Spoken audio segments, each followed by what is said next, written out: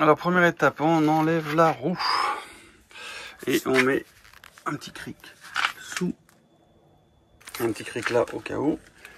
Et maintenant il va falloir enlever le pare-boue, donc c'est derrière cette plaque là pour avoir la dumper. Donc là il y a une petite vis là. Donc là il y a une petite rondelle en dessous, il y a juste à tirer fort, clac, et ça sort. Et donc on a le cache au-dessus, celui-là, et à l'intérieur on voit qu'il y a des petits clips encore là. Donc là on déboîte, tac, et ça revient tout seul. Là c'est un petit peu derrière, comme ça là, tac, et on a la dumper. Pour se faire de la place, on va enlever le pare-boue. Donc ça c'est des petites vis, enfin c'est pas des vis, c'est des supports. On les tire comme ça avec un tournevis de chaque côté, comme ça, et après, donc ça fait comme ça, et après on prend un petit tournevis et ça s'en va directement. Voilà, donc là il y en a un, deux. Après bon, il y a plein de petits trucs là, c'est autre chose. Allez, on fait ça et je raconte. Donc on a deux petites comme des vis, mais c'est pas des vis. Il est beaucoup plus gros là, deux. Là, un à côté la suspension. En haut, il n'y était pas. Et la petite surprise, c'est en bas. En dessous, on a un petit écrou pour finir, c'est du 7.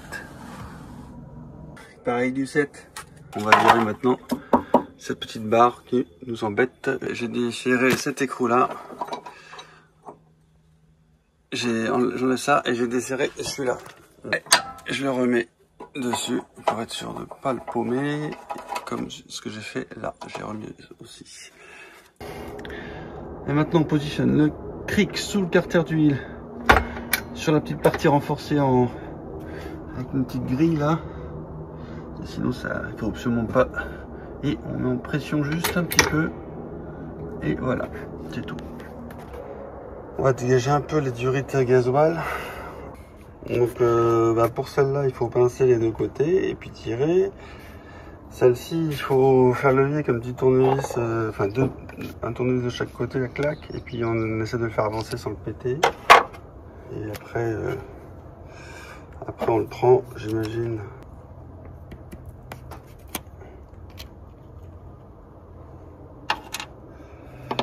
Et j'imagine qu'après ça va venir tout seul.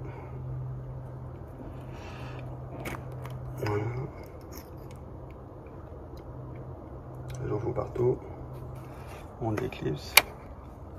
Et on va. Et la troisième, qui est la rouge là, bah c'est pareil, il faut pincer de chaque côté, donc il n'y a pas beaucoup de place. Donc, je me suis servi de ça pour pincer à droite. Et là, je vais mettre un petit coup, juste un petit chiffon dessus pour pas que ça prenne la poussière, c'est tout. Avant de s'occuper du support, on s'occupe de l'anti-basculement du moteur.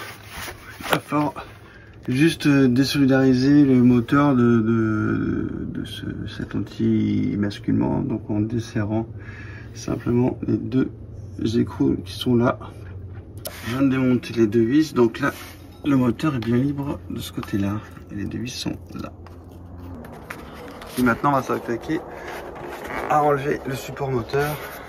Toutes les vis, les 3 vis à gauche et les 4 vis à droite sont dévissées.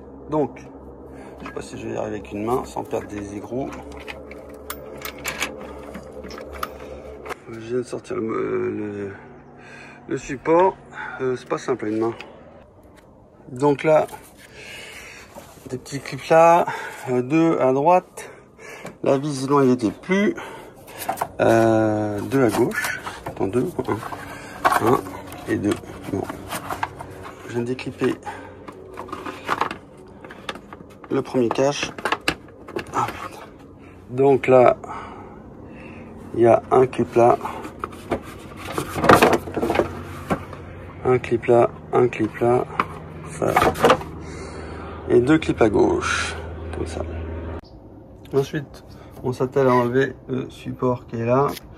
Donc il y a quelques vis, il y en a 4, 1, 2, 3, 4, c'est du 10. Voilà, il faut enlever ça. Ça y est, le support vient d'être dégagé. Bon, il faut jouer un peu sur la hauteur du moteur hein, pour enlever. Cette petite vis en bas à droite, là, j'arrive pas, celle-là. Celle-là, il y a un petit trou dans la carrosserie à mettre en face, à aligner pour pouvoir avoir un peu plus de place. Et voilà. Allez, on le réserve aussi celui-là. Et là, on commence à avoir un beau visuel sur ce qui nous attend. Et c'est une petite roue. La bonne nouvelle. On note bien le sens, enfin, le cheminement de la courroie d'accessoires vers l'alternateur. Et elle redescend. Donc là, on se retrouve avec le moteur pas mal baissé. Ça nous donne accès au tendeur de courroie d'accessoires. On va simplement mettre un petit coup là sur cette empreinte et ça va détendre la courroie. Donc en sens, on se met directement dessus. Ça va détendre la courroie. Voilà. Et on enlève la courroie. Bon, je viens d'enlever la poulie dumper. Bien sûr, une fois que j'avais d'abord retiré la courroie d'accessoires, ensuite la poulie dumper, c'est bien cafeté, c'est tant mieux. Il y a une fuite de la pompe à eau, je pense. C'est pour ça qu'il y a du blanc partout. C'est garagiste avant, il avait encore bien fait. Bon, bah maintenant, on fait le cache du bas. On enlève ce cache en bas. Donc là, j'ai enlevé la patte de gauche qui est là, la patte de droite aussi, donc elle se trouve un peu plus bas là, voilà. Et on va se retrouver en bas, en dessous, et ben là on enlève ce petit carter, voilà, donc il faut l'enlever en bas, et ben voilà, pas très compliqué. Alors là on est sous la voiture, le filtre à huile, et là, là, voilà. Ensuite, il y a le démarreur qui est un peu plus à gauche. Et notre bouchon, il est au pied du démarreur. Je vais pas y arriver, à mon avis. Parce que il est invisible. Là, il y a une petite lumière exprès pour voir. Et parce que le bouchon est juste derrière. Donc, il faut insérer la clé pour enlever le bouchon du calage du vilebrequin. Bon voilà, là je suis en train d'enlever, ça donne ça. Donc c'est du Torx 14 femelle. Bon, j'ai enfin retiré ce bouchon. Donc, pour pouvoir passer la pige du vilebrequin, il faut se décaler le tuyau là, parce qu'il est juste pile poil en face, donc il y a une petite vis qui est mince, qui est là à défaire. Et après on peut décaler le tuyau. Donc là la pige en dessous sous le moteur est mise. J'ai tourné avec la poulie dumper hein, jusqu'à temps d'arriver sur la butée. Donc le vilebrequin est contre la pige et la clavette est à midi. Bon, le problème c'est que là la pige en haut ne rentre pas, mais ce qui est important c'est celle du bas. Donc je vais desserrer la courroie de distribution, ça va donner un peu de mou. Et ensuite on va pouvoir piger. Là j'ai desserré la courroie, tout de suite la pige elle a pris son petit jeu, donc elle est rentrée.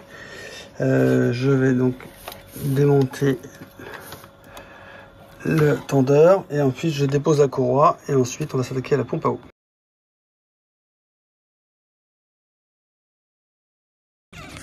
Alors pour bien faciliter la vie, on dévisse simplement, enfin on dessert les trois écrous, les trois boulons là, qui sont sur l'arbre à cam, donc ça donne un peu de jeu à la poulie.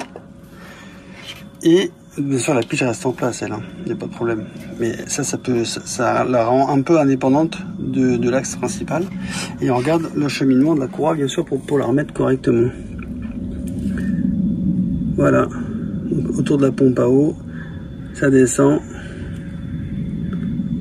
Ça remonte le couronne en Bracam, la pompe HP, et ça redescend, pompe à eau, Villebrequin.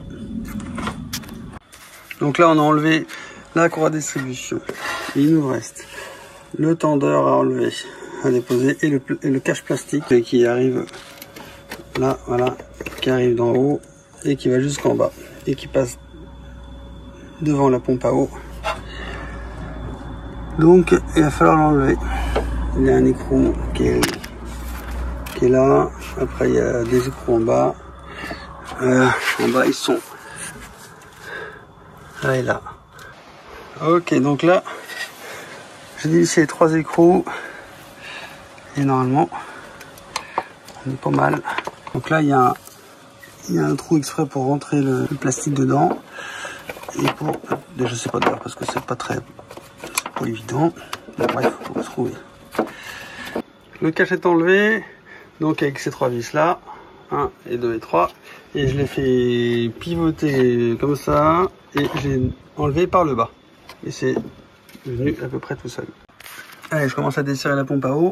Donc, je commence par les 2 vis de gauche et comme ça le liquide de refroidissement, parce que là les vis sont perçantes, ça va couler par là, ça va purger le liquide par là. Donc que celle de gauche. D'ailleurs celle d'en bas à gauche, elle est plus dure à dévisser. C'est pas qu'elle est foirée, c'est parce qu'il y a du joint dessus, parce que celle-là doit être étanche. Surtout il faut la gratter un petit peu une fois démontée et remettre de la pâte à joint.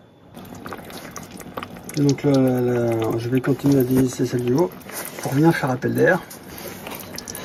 Ou alors je peux aussi ouvrir le vase d'expansion, pas de mal. D'accord, ok, c'est ça. Je vais peut-être aller le jeu parce que sinon ça va être le bordel. Donc on ouvre le vase d'expansion avec parcimonie. Bon, la pompe est encore là mais il n'y a plus de vis, donc il y a 5 vis. Il y a 5 vis, 1, 2, 3, 4 et puis on va à gauche 5. Donc bien sûr on fait les 2 de gauche déjà dès le début et normalement la pompe elle va venir à foutre de l'eau partout, et même plus parce que toute l'eau est partie. Bon, ça y est, plan de joint est nettoyé. Papier 120, j'ai fait papier 120 sur les maris. Bon, je viens de mettre un peu de pâte à joint autour de la pompe à eau et je vais mettre le joint beurrer, le joint un peu collé joint avec cette pâte. Voilà, donc la dernière vis, enfin la dernière vis, celle qui est en bas à gauche, on met un petit peu de joint, voilà, une pâte à joint pour que ce soit un peu étanche. Ça va directement sur le circuit d'eau. Donc je viens de resserrer la pompe à eau à 11 Nm sur chaque vis. Toujours avec celle d'en bas à gauche, il faut bien mettre la pâte à joint sur celle d'en bas à gauche. Et là je remets les 3 vis avec ce cache. Je vais voir si c'est par le haut, je l'avais sorti par le bas, on va voir par le haut si ça passe. Le moteur est assez haut là. Et alors là, on a remis le cache au-dessus de la pompe et on va mettre le galet tendeur. Donc on récupère la petite vis d'origine. Et cette pâte là va aller se loger dans le petit carré qu'on voit. Je vais essayer de vous montrer. Le carré qui est là quoi. Voilà. Voilà, la pâte elle est dans son encoche. Je sais pas si on voit bien. Cette pâte là, elle est dans l'encoche du moteur. J'ai remis la courroie en conservant bien son trajet. J'ai serré le tendeur avec en maniant bien l'aiguille sur le repère. Ensuite, j'ai resserré les vis boutons là, les 3 vis qui servent à solidariser le pignon d'Abracam. Une fois que j'ai fait ça, j'ai fait 2 tours de moteur, c'est-à-dire 4 tours de dumper. Il y a plus de dumper, puisque quand ça tourne de 1 tour en bas, ça fait un demi-tour en haut. Donc il faut 4 tours en bas pour faire 2 tours en haut. Ensuite, j'ai repigé pour constater que la pige Enfin, j'ai pigé d'abord le bas et ensuite j'ai regardé si ça c'était bien pigeable en haut. Et c'était, voilà, si c'est pas le cas, on détend la courroie. Ensuite, une fois que la courroie est détendue, on redévisse les 3 vis boutons. On repige. Bon, après, il y a pas, normalement, il y a très peu d'écart. Hein. On refait la tension de courroie. Et on fait tout en fait, hein. Et on réaligne donc le repère, on resserre les 3 vis, on fait 2 tours à nouveau, et puis on perd, voilà, après normalement c'est bon. On repige tout ça et on voit c'est bon. Et bien sûr il faut constater qu'à la fin, le repère il soit toujours bon. Hein. Et ensuite j'ai remis en dessous le cache de la pige du Villebrequin, la T14. Bon, j'ai remis du liquide de refroidissement et ensuite on purge vite fait la première purge sur le chauffage. Elle est où? Là, attendez, tac tac tac. Là voilà, elle est là la première purge, donc là ça coule. La seconde purge elle est sur le Calorsta et elle est dans ce coin là. Pardon, je la vois pas. Là, bah, en fait elle est devant nous. Voilà, c'est cette purge de Calorsta. Bon, petite précision, j'ai juste décalé l'admission qui était là pour accéder parce que c'est vraiment pénible si on n'accède pas. Donc la purge, on la voit. Maintenant on la voit bien mieux. Elle est là. Comme je l'ai ouvert, elle doit couler. Donc une fois la purge ouverte, donc c'est-à-dire que j'enlève simplement le bouchon, et ben on va remplir le liquide de refroidissement. On ne sent pas en mettre partout.